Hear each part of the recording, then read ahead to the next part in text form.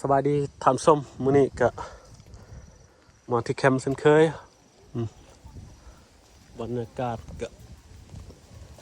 คนตกแน่บ่แน่นี่เซฟเขากำลังตำส้มหมักแตง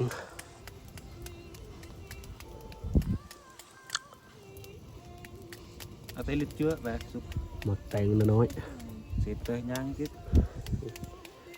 ทีมงานเฮาประมาณนี้บางคนก็เดี๋ยวสักนิดก็หนึ่ง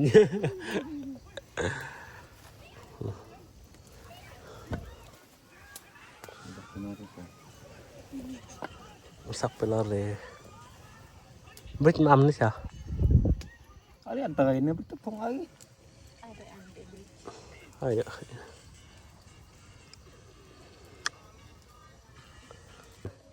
นี่คือ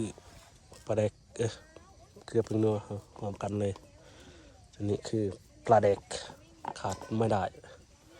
มาคือคนจะหน่อยล้างก่อนจะหน่อยสับแล้วแหละสิมือเซฟหมากแตง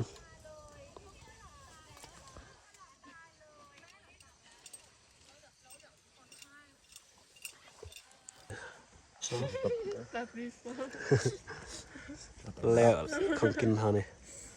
เสพตำส้มหมักแตง mà hay dấp tổng thằng này nữa ทีมงาน